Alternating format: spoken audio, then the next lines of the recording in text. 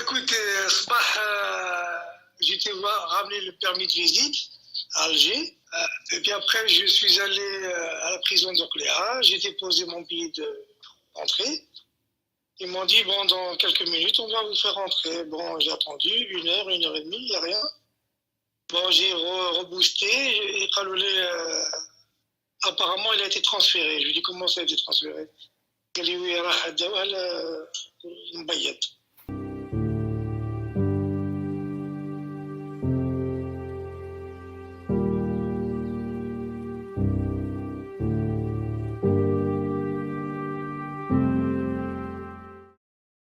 Aucune idée, aucune information. Ils m'ont dit, nous-mêmes, on ne savait pas. Je veux parler des gardiens. Hein.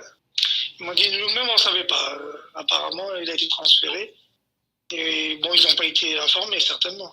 Les avocats eux-mêmes, ils n'étaient pas au courant de son transfert. C'était pas programmé. Les avocats, ils m'ont dit que dans la réglementation juridique, c'est interdit qu'une affaire qui n'est pas encore classée, qui n'a pas eu de jugement, c'est interdit qu'il y a un transfert de prison. Écoutez, je ne sais pas juste comment ils vont procéder à suivre l'affaire.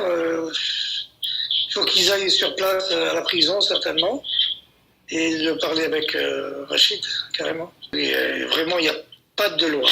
Il n'y a aucune loi. C'est la loi de la jungle, carrément. Je ne sais pas ce qu'il lui reproche, je ne sais pas... certainement un terroriste, mais du louche qui marque. Moi, il devait avertir ses avocats quand même, la moindre des choses. Il doit avertir les avocats, voilà, il y aura un transfert prochainement, à telle date, et quelle est la destination. Apparemment, ils ont pas été informés. هذا مرتو، هذا مرت راشد نكاز لطفي دراجي، راهو كي مهبول عليه مسكين. شوفوا واش كتب عليه، اخو راشد نكاز السيد بوعبده الله يسره انه ذهب لزياره راشد. المهم هذيك لا فيديو اللي وريتها لكم يحكي زعما شوفوا ما على بالهمش ولي زافوكا وين راهم توعوا. واخر نوفال عليه خويا العزيز. بسم الله الرحمن الرحيم. السلام عليكم. كما قال خونا فريد، مشينا للكومبلي، رانا في مؤسسة إعادة التربية الأبيض سيدي الشيخ، تبعد 800 كيلومتر، قريب 800 على الجزائر العاصمة. هذا وين شفنا السي رشيد. حبينا نقولوا زوج رسائل. الأولى، حنا كدفاع شفنا انه التحويل ديالو جا فجأة. يعرفوا الكل بلو الاخ ديالو راح في زيارة عادية يوم ثلاثة باش يشوفوا، تفاجأ انه تم تحويله للمؤسسة الحالية اللي رانا فيها اليوم. انايا شفتو، والميساج اللي حبينا نوصلوه انه الناس اللي كانوا وراء هذا التحويل، أكاد أقول أنه غير قانوني. علاش؟ لأنه رشيد نكاز اليوم ما راهوش محكوم عليه لا ابتدائيا ولا بحكم نهائي. قضية ديالو مازال مطروحة أمام غرفة الاتهام، أمام المحكمة العليا، ومازال في طور التحقيق. يعني تفاجأنا كدفاع، صدمنا لما شفنا التحويل ديالو لهذا المكان. هذه النقطة الأولى. السلام عليكم. هاد لا فيديو، هاد المقطع هذا اللي شفتوه، هادويا لافوكا تاع هادوما لي زافوكا تاع رشيد نكاز. هذا يمثل لي زافوكا كاع تاع رشيد نكاز، راحوا عنده الغواط، الحبس تاع الغواط. راهو يقول لك باللي كسروا القانون ونورمالمون ما يديبلاسيوش. اسمح لي يا سي لافوكا، راك تكذب على الشعب هنايا، راك تكذب على الشعب. العدالة عندها القانون باش ديبلاسي مسجون من الحبس للحبس. سورتو كي يكون مسجون تاع الفتنة وتاع الفوضى، فهمني. وهذا يا نكاس سياسي، هذا ما لازمش يكون مع الحبسية نورمال هكذا. هذا لازم يكون عنده بلاصه تاع سياسيين، فهمني؟ هذا لازم نديرو في سجن يكون تاع مثال هكذا. القانون عنده الجوج بروكيورور، كاع القانون عنده الدروا باش يديبلاسيو المسجون للحبس سورتو كي يكون هذا المسجون في حاله كيفاش اون ابل سولا دون ان ايتا c'est-à-dire dans un état يا ربي كيفاش يقولوا، كي يكون في وضعيه خطر، في وضعيه الخطر لازم نديبلاسيوه. سورتو راشد نكاز راهو في وضعيه الخطر، نخافوا عليه، فوالا القانون يخاف عليه هكذا، يخاف عليه ويحذر عليه باسكو هدايا بلا ما نقول لك دوك. لكن واش حبينا نقولوا للناس اللي حولوه ولا اللي كانوا سبب في تحويله، قولوا لهم باللي السيد رشيد نكاز عنده اكثر من 85 محامي، ونقولوا لهم باللي مهما يكون المكان اللي راكو رايحين تحولوا فيه رشيد نكاز راح يكونوا فيه محامين في لي 48 ولايه تاع الجزائر، كاين دفاع وكاين محامين راهم مقتنعين بالقضيه تاع رشيد نكاز وراهم متطوعين وراهم رايحين يديروا المستحيل باش يظهروا الحقيقه في القضيه تاع رشيد نكاز. هذه النقطه الاولى. هنا واش راني نسمع في هذا المقطع هنايا من عندي انايا انت ماشي محامي، انت دراري الهضره هذه لك تهضرها تاع الدري تاع 6 سنين، نتايا تهضر وتقول اللي داروا هادوما اللي داروا في الغواط عندهم محامين 85 وكاع الولايات يقدروا يجوا يجيبوا 48 ولايه يقدروا كاع يزموا. ياو في وقت العصابه باش نفهم الشعب، في وقت العصابه يا الشعب كان محبوس عنده غير واحد افوكا، وساعات غير الكاتب تاع لافوكا يمشي معاه، وكاين زوج ما يديباسيوش زوج، وكانوا يخرجوهم بالتليفون، فهمتوني؟ كان هذاك الوقت اللي كان بالتليفون. دركا يا سي لافوكا راك تقول عنده رشيد 85 افوكا ما درتو والو، حب يقول الجزائر الجديده ندخلنا فيها سي بون، حب يقول زرماطي او يدير في خدمته. الحمد لله ما كاش تليفون، راح لكم التليفون على بيها راكو حابين ديروا مرحله انتقاليه هكذا باش ترجعوا عداله التليفون. حب يقول هنا الشعب راهو عرف باللي عداله التليفون تنحات اللي كانت مع العصابه، دوكا كاين عداله القانون، نتبعوا القانون هكذا. 85 افوكا ما درتو والو، ما درتو فيها والو هكذا، راكو تدو غير في الدراهم بصحتكم، بصح تستاهلوا وهو تاني كيستاهل. واش دا يجي يلعب بالجزائر لو كان كمل. تفاجئنا اليوم انا كي هضرت مع السيد رشيد نكاز انه للاسف خبرني انه الحاله الصحيه ديالو ما راهيش مليحه. كيف ذلك؟ شافوه اكثر من 7 اطباء في المؤسسه تاع قليعه، من بينهم دي راديولوج دي سبيسياليست. اوفيسيالمون سيد حب يقول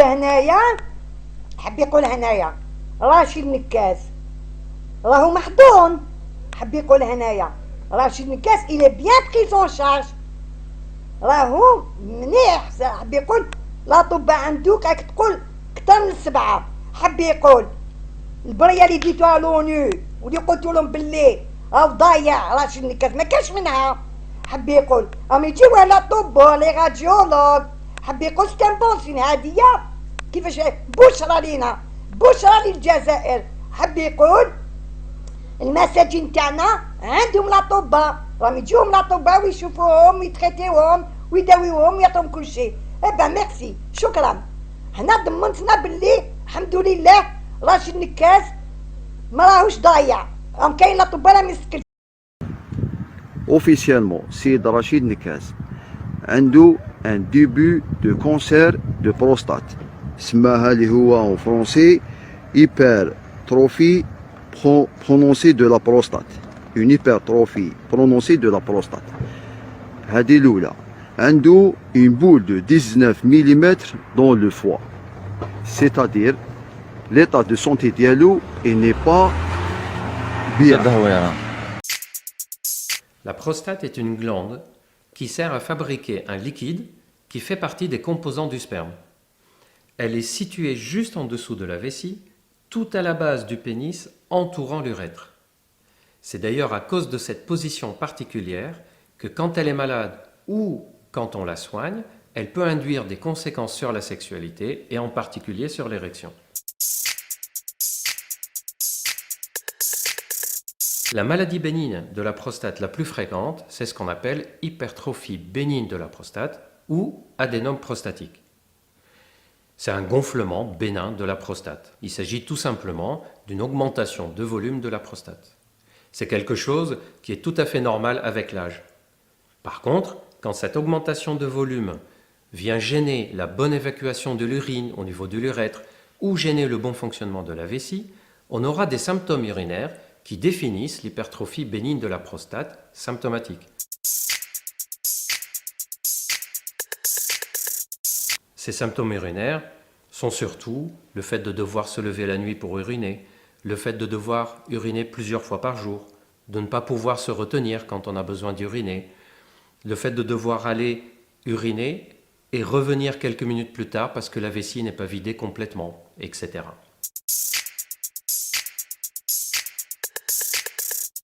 Tout d'abord pour des raisons psychologiques. Les hommes qui ont des symptômes urinaires et qui apprennent que c'est lié à l'hypertrophie bénigne de la prostate peuvent consciemment ou inconsciemment avoir cette impression qu'ils commencent à avoir des maladies de vieux. Ça peut induire des conséquences négatives sur l'estime de soi, la confiance en soi ou l'image de soi. Et tout ceci peut avoir des répercussions sur l'état d'esprit, la libido, l'excitation et l'érection. De plus, les symptômes urinaires obligent à s'organiser un peu dans la vie quotidienne. On ne peut plus faire des longs trajets sans s'arrêter uriner, quand on est dans une réunion, quand on est dans une soirée. Et tout ceci fait de sorte que l'état psychologique de la personne ne soit pas favorable à la détente et à la libido. Il y a des raisons physiologiques d'un lien direct entre les maladies de la prostate et la dysfonction érectile.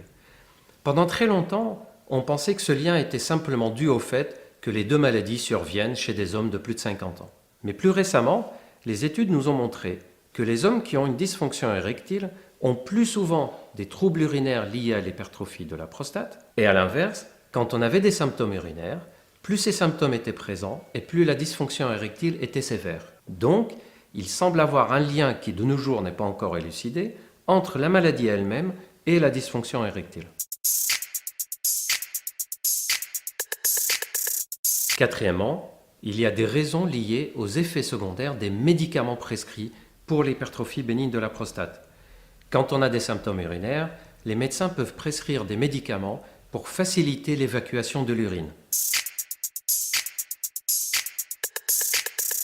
Cinquièmement, il y a des raisons liées au traitement chirurgical de l'hypertrophie bénigne de la prostate, puisque quand les médicaments ne suffisent pas, un traitement chirurgical peut être proposé, qui soit par voie naturelle, par voie classique en ouvrant le ventre, ou par les techniques plus modernes avec le laser. Les traitements chirurgicaux de l'hypertrophie bénigne de la prostate ne touchent pas le système physiologique de l'érection. Donc, elles ne doivent pas donner de troubles de l'érection. Et pourtant, certains hommes disent qu'après une telle intervention, ils ont vu apparaître un problème érectile. Les études ont fini par nous faire comprendre que ce n'est pas l'intervention en elle-même, mais plutôt l'état de santé général et l'état de vie sexuelle avant l'intervention. Donc, si on se fait opérer pour une hypertrophie bénigne de la prostate, qu'on est jeune et en bonne santé avec une vie sexuelle active, il y a peu de risques d'avoir un problème d'érection après une telle intervention. L'hypertrophie bénigne de la prostate et la dysfonction érectile sont étroitement liées et pas seulement parce qu'elles surviennent toutes les deux chez des personnes de plus de 50 ans.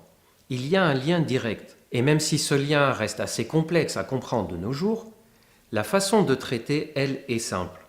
On peut soit traiter les problèmes urinaires et en même temps traiter les problèmes d'érection, et on peut aussi, dans certains cas, traiter avec un seul médicament les deux problèmes en même temps. يا الحبس ما نقدرش نقول لك يا حمار ولا يا بغل باسكو انت افوكا نحترمك ما نحترمكش انت نحترم المهنه تاع محامي يا الحبس نقول لك يا الحبس راك سمعتي واش قال الطبيب هذا طبيب سبيسياليست كبير هذا طبيب سبيسياليست كبير في كندا راك سمعتي واش قال كي يكون ان كونسير ما يقولوش دابور ان كونسير في الورقه ولا في الكونت روندو هكذا يقولوا ان بروسيسوس والباقي فهمك طبيب حب يقول راشد نكاز نتايا ما تكذبوش على الشاب تقولوا كونسير ماشي كونسير سي اون انفلاماسيون دي غلوند داكور فهمني وهذه النجدي كثرة اسمحوا لي يا شعب اسمحوا لي يا رجال انا طيطي نعطيها لكم طيطي هذه بالك جاب لي ربي راهو توحش لطفي فهمني عنده بزاف لو سبيرم عنده بزاف راهو مبوشي عنده بزاف لو سبيرم بوشي فهمني توحش لطفي اسمحوا لي يا جماعه اسمحوا لي بزاف. والحاجه اللي تاسفنا اكثر انه المستشفى القريب على المؤسسه اللي راني فيها يقرب 125 كيلومتر، يعني الحاله حقيقه نتاسفوا لها ونتاسفوا للوضع الصحي اللي راهو فيه رشيد نكاز. يا سي محامي يا الحابس دير في بالك باللي تماتيك ونراك في الغواط المرضى ما ندوهمش المرضى تاع الحبس يا ما يديهمش امبيلونس ما يديهمش سيارة الاسعاف ليليكوبتر ميديكال عندنا الجزائر عندها التاويل يدوه في ليليكوبتر ميديكال ريانيماسيون فهمني عندنا لي زيليكوبتر ميديكو هكذا عندنا يا الحابس ماشي باسكو 100 ولا 300 كيلومتر ما نقدرش يديوها تو مومون راهي تماتك راهي داخل الحبس كلش عندهم تاويل بكى على روحك ابكوا على روحكم يا 85 افوكا ما درتو.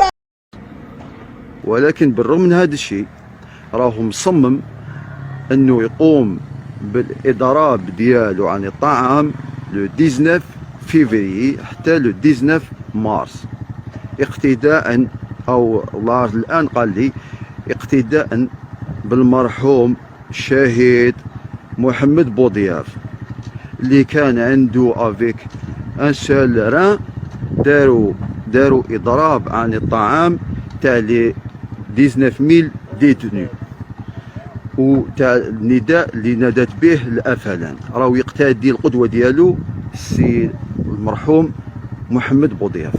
هنايا والله العظيم هذا الاخر هذايا هذه الاخر تاع لا فيديو كان هنايا والله غير العظيم غير حيرتني دبدبتني ما فهمت والو ما نبانش كيفاش نرجع لك كيفاش الناس هاد المحابس يديروا اضراب على الطعام باش يخرجوا هو يديروا على جال بوجاف حب يموت كيما يا بوجاف كي مات مقتول حب يقول يروح للجنه باذن الله بصح الرشيد راح يقتل روحه وزيد بزياده هاد لا فيديو اللي درتها نتايا دكتور لونو انا اقسم بالله نبعثها لونو باسكو كي دير غراف دو فان ويموت هو اللي يخلص باسكو عنده الاطباء يجيو على الاطباء كيما قلت انت عنده 85 افوكا راسي حطها بيان عنده ليليكوبتر اللي تدير السبيطار وعنده بلوس دو سا ما عندوش كونسير يا الحابس حب يقول هاد الشي كاع كي تدوها تروحوا لونو تقول لكم الحمد لله الجزائر راهي مستكلفه مليح بمحابسها هكذا وزيد بزياده يا الحابس ها روح تقرا روح ادخل لجوجل انا نقول لك ادخل جوجل ودير ايبر تروفي بروستاتيك، ادخل وشوف واش هي. والريجيم تاعها يا رشيد، رشيد نهضر معاك، الريجيم تاعها ما لازم تاكل ني لحم ني حليب، لازم لك غير لي ليغوم، لازم لك غير لي ليغوم، فهمني؟ ما لازم لكش لا غراس، فهمت؟ ياك تحوس على الياغورت وتحوس على البنان وتحوس على اللحم والحوت، ما لازم لكش هكذا يا الخبيث. دوك نوري لكم، لا دوك نوري لكم الصح، دوك نوري. Sérieux. Je ne pense pas que le général Taoufik soit parti des services de renseignement algériens. D'ailleurs, je crois que ce serait une erreur de se priver de l'expérience d'un grand monsieur qui a peut-être une zone d'ombre pendant la décennie noire, mais je crois que depuis 1999, il fait un travail formidable avec l'ensemble des services secrets. الحمد لله دروك جبت دكتوراه تاع السياسات الجزائريه والقانون. لو كان ما كاش دولة القانون ما نقدروا نديروا حتى شيء في بلادنا. والحمد لله من بعد كي تلاقينا مع الجنرال الهامل يعني جاو التعليمات جدد، واليوم الحمد لله راني ندور في 48 ولايه. تخرج من الجزائر عادي. كنت نخرج من الجزائر عادي ونجي الجزائر عادي، ولكن عندي ليسكور تاع الشرطه من المطار حتى الدوار. هاك محظوظ رشيد. الحمد لله.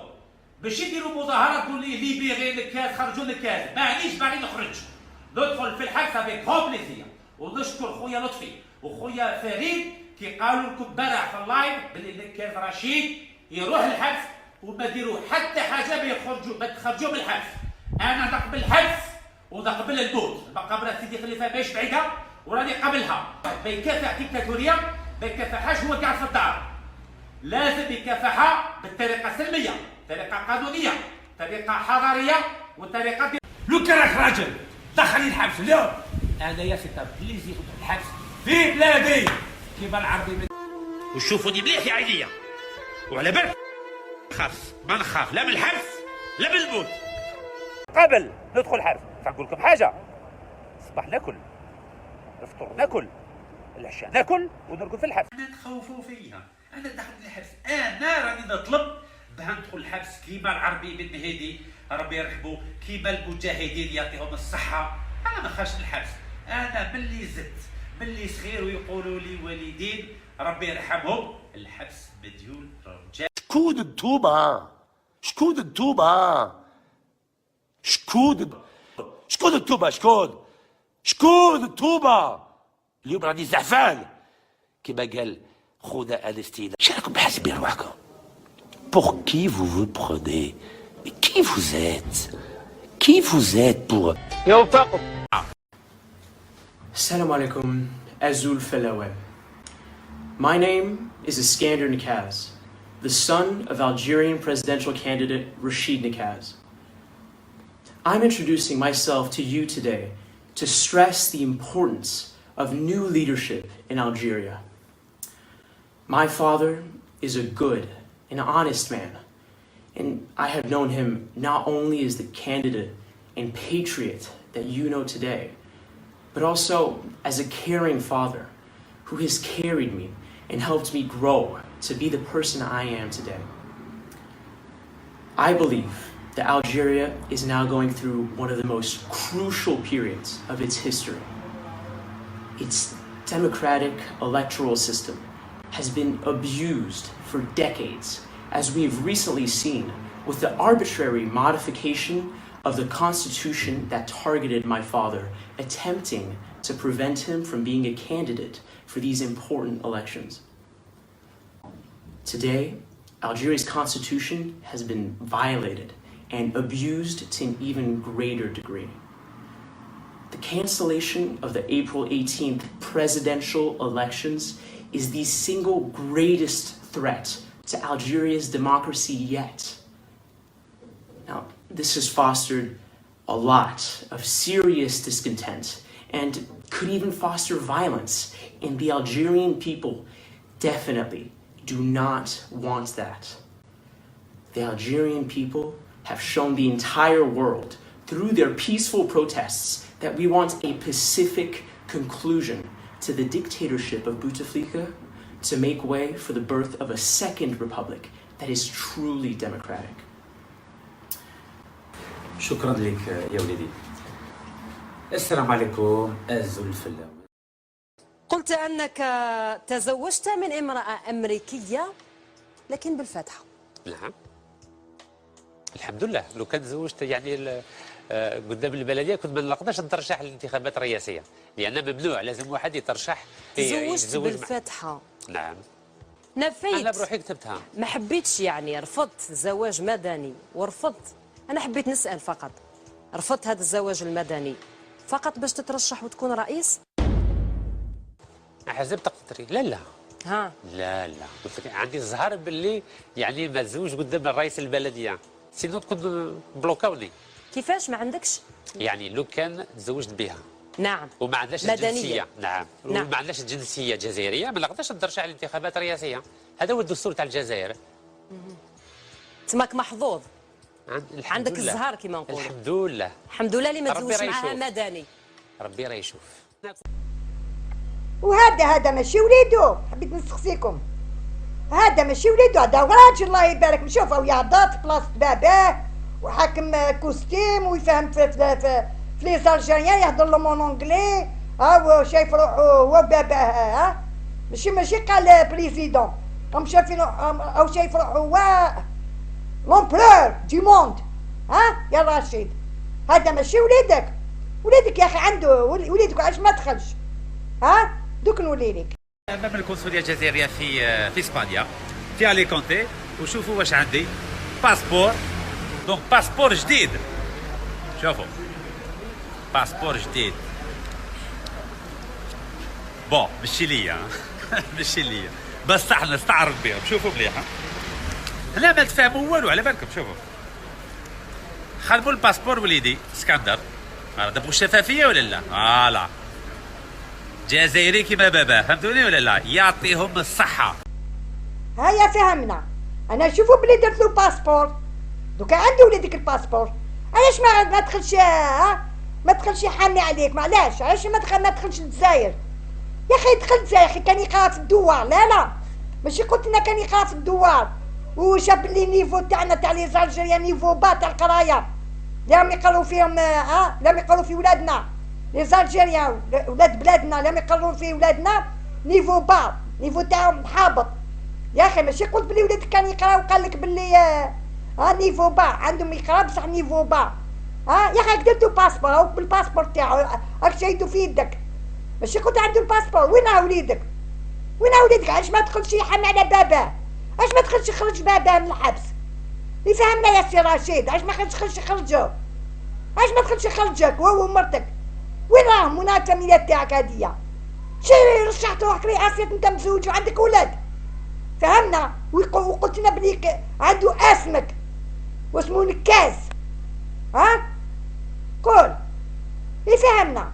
اعزب عنده ابن، بالنسبة للقانون راك نعم. اعزب عنده ابن. نعم صح ولا ماشي صح؟ نعم قدام المحكمة. نعم وهذا الابن عنده النكوة تاعي، يعني يسموه اسكندر نقاز.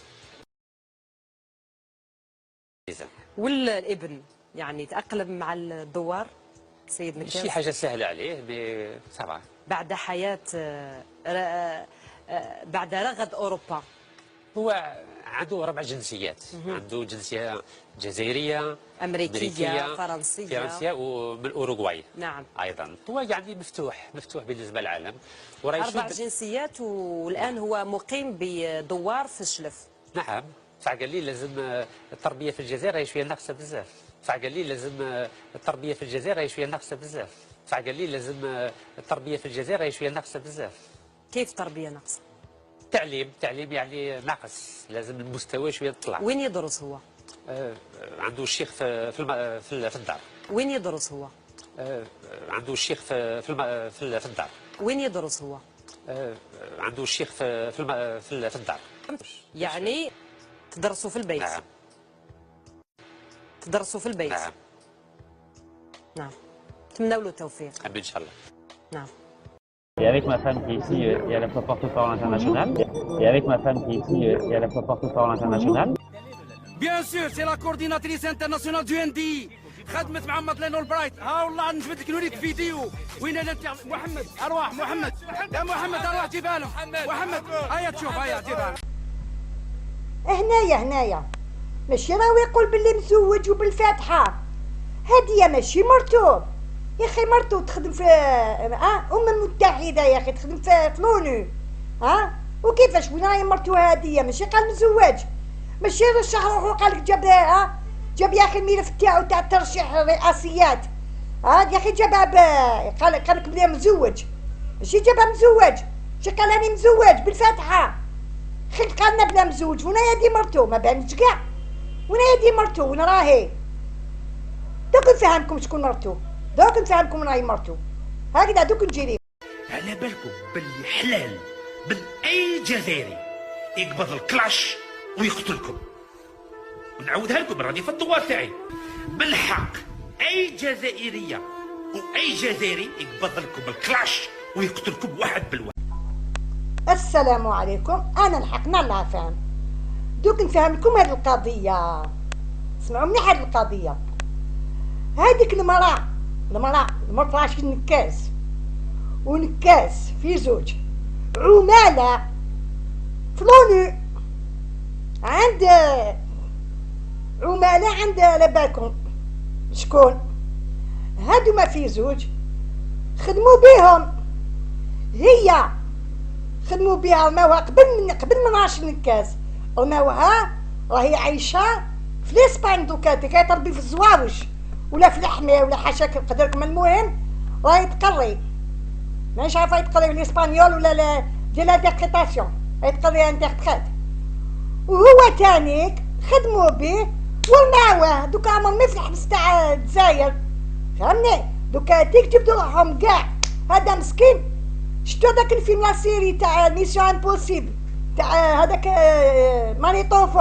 مانيتو كي يعطوا لهم لي زوط واش يخدموا، يقول لهم مع الاخر يقول لهم ولا كاش ما صراولكم ولا كاش ما اخر، حنا ننفوا باللي خدمنا معاكم، مش حنا اللي خدمنا معاكم براسكم. هكذاك واش صارت له هاد الشيء نكاس. والولاد باش نفهمكم، الولاد ماشي ولد هذيك المراه، الولد هذاك مع مراه واحده اخرى في فرنسا رماتهولو سيتانيكس، هو داروا على اسمه، دار لا بيتيز مع وحده في فرنسا، دار معها لا بيتيز وماركا على اسمه بالترافيك. فهمتونا القضيه؟